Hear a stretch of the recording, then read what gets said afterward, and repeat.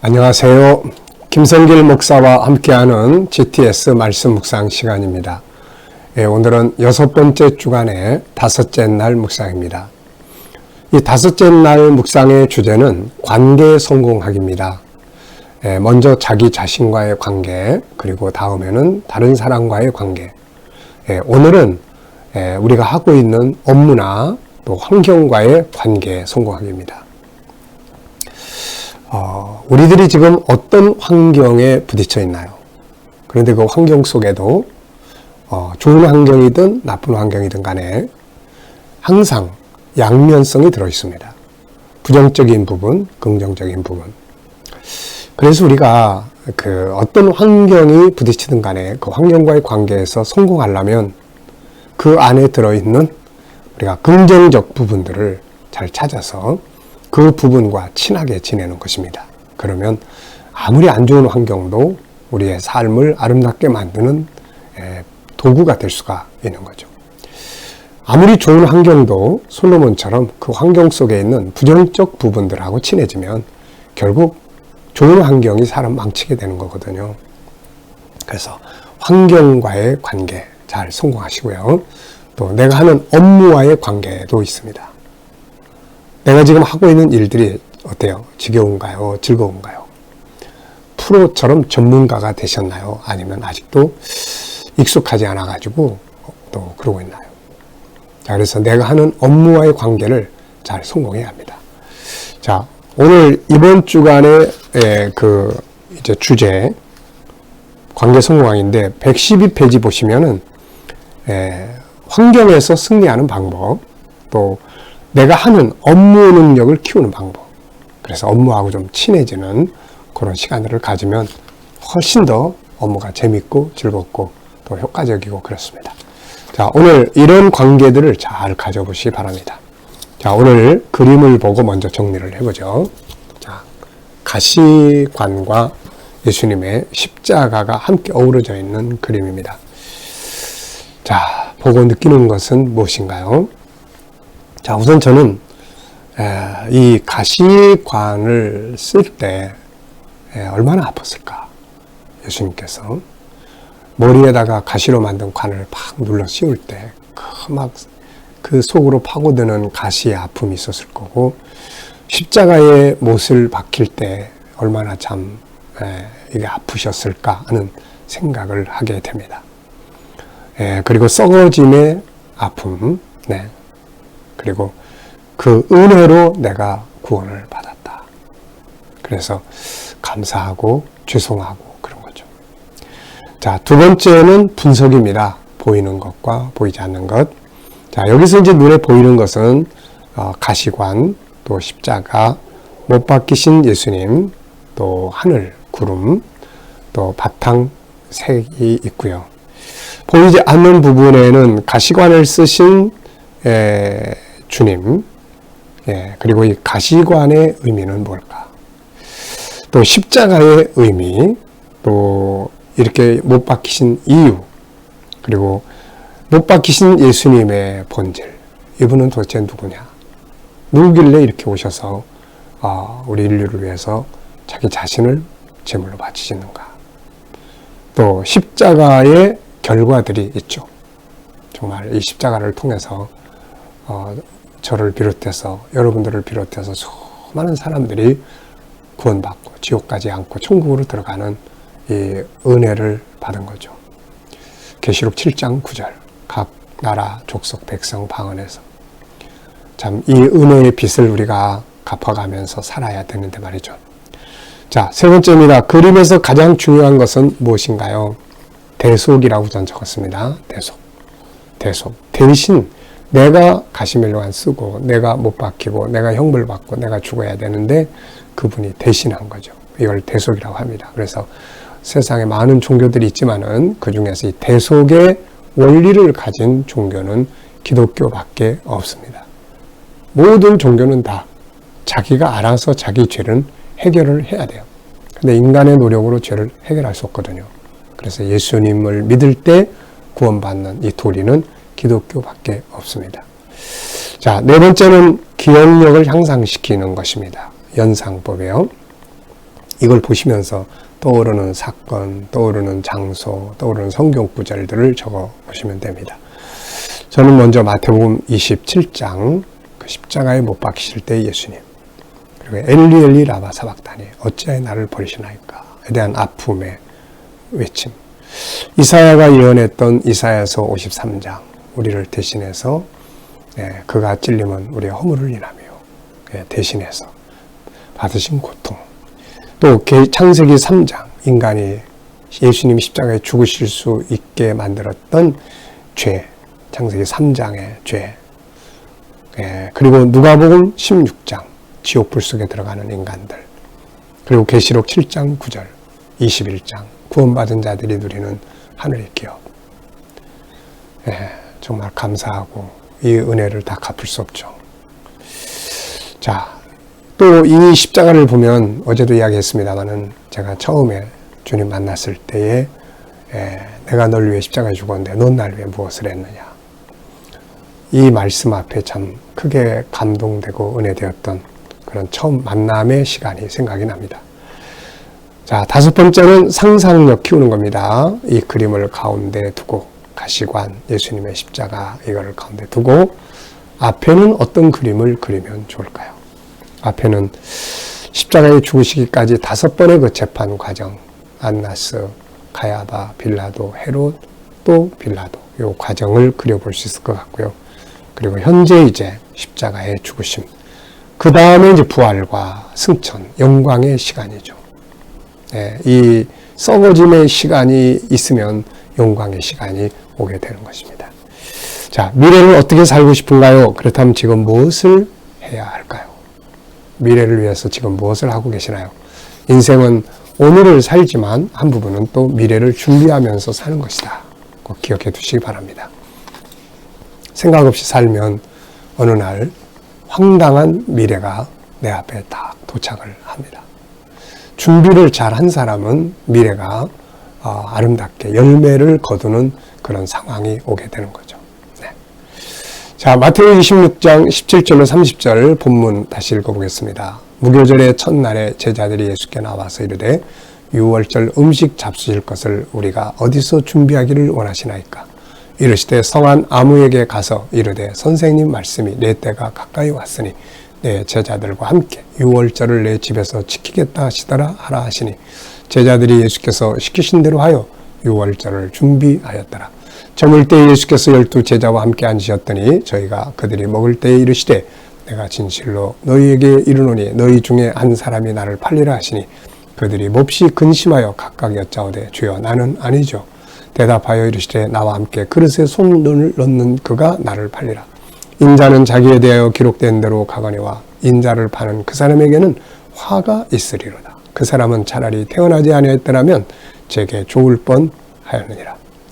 예수를 파는 유다가 대답하이르되 라삐여 나는 아니죠. 대답하시되 네가 말하였도다 하시니라.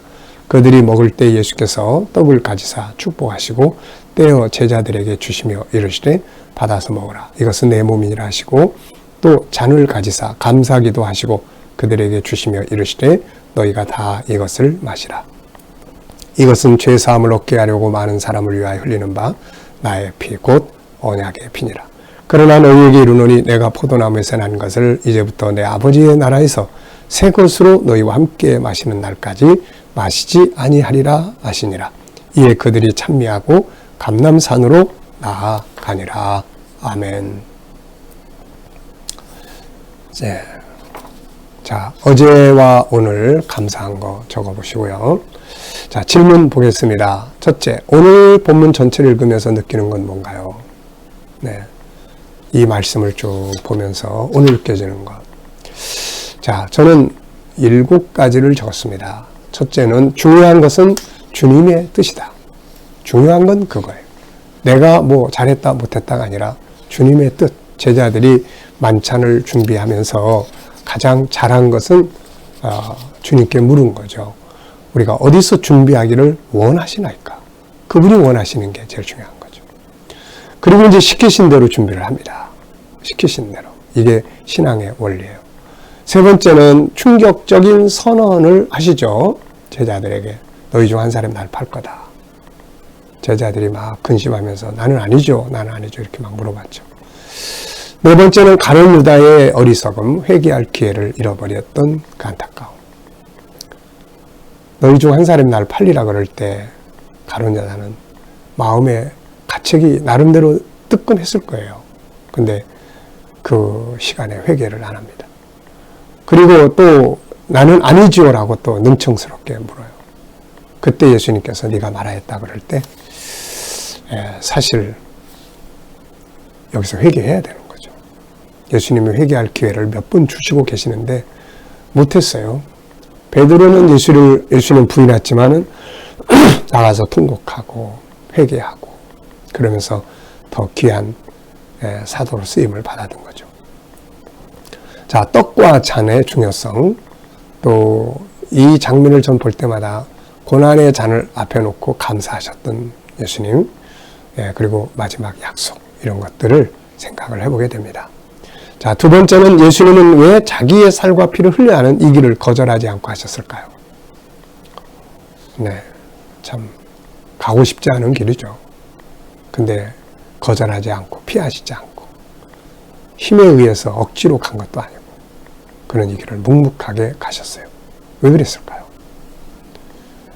고통의 길을 스스로 간다는 것은 뭔가 더 큰 목적이 아니고서는 갈 수가 없는 건데 결국 우리에 대한 사랑, 나를 구원하려고 하시는 우리에 대한 사랑, 나에 대한 사랑 때문에 이 길을 가신 거죠.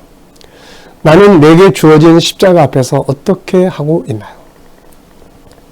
우리가 짊어져야 될 십자가들, 믿음을 지키는 십자가, 사명을 감당하는 십자가, 가족이나 다른 사람들, 또 삶의 무거움 이런 것들이 많이 있습니다. 어떠세요? 이런 십자가들을 난 너무 무거워서 못 지겠다고 몸부림치고 막 피해가려고 하고 그러고 있지는 않나요? 자, 우리는 최선을 다해서 십자가 지고 가야 되겠죠. 왜냐하면 그분이 주셨으니까, 그분이 나에게 맡기셨으니까 우리가 잘 지고 가야 합니다. 우리는 다 그분 앞에 서게 되고, 그러면 우리가 십자가 없이 달랑달랑 그분 앞에 가면 그분이 묻지 않겠습니까? 내가 너한테 지고 오라고 준 십자가 어떻게 했니? 어디다 버렸니? 네. 그때의 부끄러움, 그때의 두려움, 그때의 안타까움, 이거 좀 생각해보면 지금 좀 힘들어도 십자가 잘 지고 가야 합니다. 세 번째입니다. 마지막 만찬 후에 십자가에 죽으시기까지 주님 어떤 과정을 거치셨나요? 아는 대로 한번 쭉 적어 보십시오. 자, 우선 겟세마네 동산으로 가시잖아요. 마지막 구절에서 감람산 겟세마네입니다. 가셨어요. 거기서 피땀 흘리는 기도가 있었고, 그날 밤 늦게 이제 제사장들이 보낸 무리들에 의해서 붙잡혀 갑니다. 그리고 안나스라는 전 해의 대제사장 집에 가서 일단 모욕을 당하고, 그 다음에 이제 가야바의 법정에 가서 가야바는 그 해의 대제사장인데 종교 재판의 의장이죠. 그래서 거기서 예수님을 사형 선고를 하고 그 다음날 새벽에 빌라도에게 넘깁니다. 사형 선고의 권한이 빌라도에 있기 때문에, 빌라도는 예수님에 대해서 어느 정도 알고 있기 때문에 그 재판을 피하고 싶었죠. 그래서 헤롯에게로 보냅니다.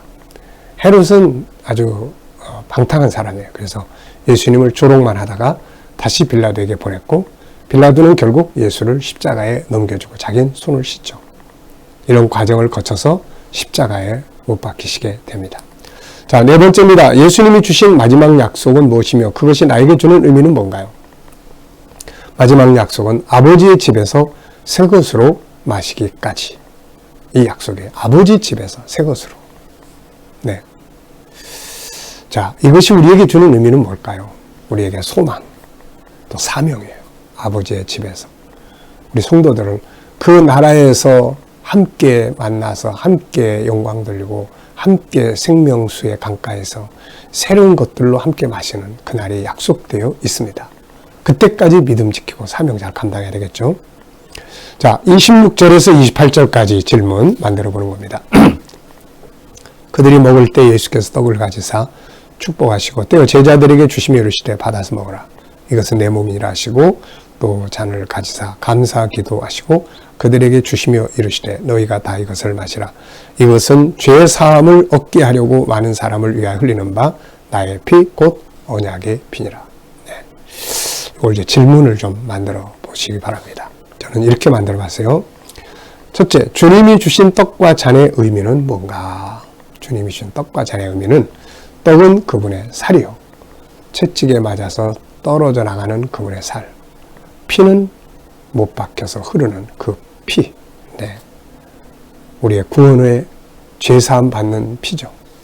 자, 두 번째는 주님은 어떻게 고난의 잔 앞에서도 감사 기도를 하셨을까? 저는 이게 너무 감동적이에요. 십자가에 못 박힐 걸 앞에 놓고 감사 기도하시고 다니엘서 6장 10절 사자굴에 들어갈 걸 알면서 감사 기도했던 다니엘. 정말 하나님을 신뢰하고 하나님을 사랑하지 않으면 할 수 없는 신앙들이죠. 어려움과 시련을 받을 때 아버지 감사합니다. 참 이거는 정말 놀라운 능력이고 믿음이에요. 하나님께서 이런 믿음을 기쁘게 여기시는 거고 그 고난이 헛되지 않게 하시는 거죠. 자, 오늘 묵상 시간입니다. 눈을 다 감으시고 본문을 한번 쭉 기억해 보십시오. 제자들이 예수님께 묻고 만찬 준비하시고 그 자리에서 너희 중 하나가 날 팔 거다. 제자들이 근심하며 답변했던 모습들, 또 가룟 유다에 대한 안타까운 주님의 말씀, 유다의 질문, 저는 아니죠. 예수님이 네가 말하였다. 그리고 이제 떡과 잔을 나누어 주시는 모습, 마지막 약속, 감람산에 올라가는 제자들. 그리고 오늘 이제 하루 누굴 만나실 건지 한번 생각해 보시고요. 오늘 하루 어떤 일을 하게 되는지를 또 한번 생각을 해보십시오. 그리고 주님께 묻습니다. 주님, 오늘 내가 이 사람 만나는데 주님이라면 어떻게 하시겠습니까? 오늘 해결해야 될 일들, 주님 이런 일들을 해결해야 되는데 주님이라면 어떻게 해보시겠습니까? 오늘 내가 해야 될 업무들이 있습니다. 주님이라면 이 업무들을 어떻게 처리하시고 또 감당해 가시겠습니까? 그리고 조용히 기다려보세요. 그리고 오늘 본문 말씀을 속에서 사용할 수 있는 어떤 내용이 있는지 한번 생각해 보시고 그러면 영감을 얻게 됩니다. 네. 이게 진짜 중요한 거니까요. 수시로 이 훈련을 많이 해보시기 바랍니다. 저는 오늘 만나는 사람, 오늘 상담을 위해서 만날 사람이 있는데 그분과 이야기를 나누기 전에 이렇게 해야 되겠다라는 영감이 있어요. 또 일들을 처리할 때 그래 이렇게 하자, 그래 이렇게 하자라는 영감을 얻습니다. 이게 참 행복하고 이게 참 멋진 그런 영감이거든요. 여러분들도 이 훈련을 많이 하세요. 그러면 주님이 주신 영감을 가지고 살면 아주 복된 삶을 살 수 있습니다. 자, 오늘의 과제는 관계 성공학인데요. 여기 내용은 좀 이거는 틀린 것 같아요. 그래서 이 관계를 성공하기 위해서 우리가 이렇게 뒤에 있는 내용들 좀 읽어보시고 잘 만들어 보시기 바랍니다. 자, 오늘의 EQ 기도문은 1번 관계를 위한 기도문이에요. 나, 가족, 다른 사람, 전도 대상자, 만물, 환경, 업무, 학습, 공동체, 그리고 아픈 마음, 이해, 분능 이해, 공감, 지지, 협력과 돕기, 존중법 익히기 등이 되겠습니다. 자, 오늘도 마지막 만찬을 기억하시면서 행복한 하루, 승리 하루 되시기 바랍니다. 기도하고 마치겠습니다. 주님 감사합니다. 오늘도 주신 말씀들 마음에 잘 새겨서 복된 하루 되게 하시고 또 우리 자녀들 또 친척들 동료들 중에 믿지 않는 자들 다 주께 돌아와 구원받게 해주시고 오늘도 우리 자녀들과 성도들 머무는 곳마다 함께 하셔서 코로나로부터 안전하게 지켜주시고 믿음으로 일하는 직장과 사업장마다 주님 함께 하셔서 형통케 하여 주옵소서. 새로운 일터를 구하는 자들에게 좋은 일터들이 예비되게 하시고 치료받는 모든 성도들에게 저희들의 아픔과 질병에서 자유케 하여 주옵소서. 오늘 이 나라와 민족이 함께 하여 주시고 이 땅이 거룩한 땅, 정결한 땅, 선교의 땅 되게 하시고 지도자들에게는 지혜를 주셔서 나라를 바른 길로 이끌어가게 하여 주옵소서. 오늘도 세계 곳곳에 있는 선교사님들과 저들의 사역 가운데 함께하여 주시고 우크라이나의 전쟁이 속히 끝날 수 있도록 은혜 입혀 주옵소서. 주여, 오늘도 EQ를 위해서 기도합니다. 우리 안에 관계 속에서 우리가 서로를 이해하고 지지하며 아름다운 관계들을 만들어가게 하여 주옵소서. 감사하며 예수님의 이름으로 기도하옵나이다. 아멘.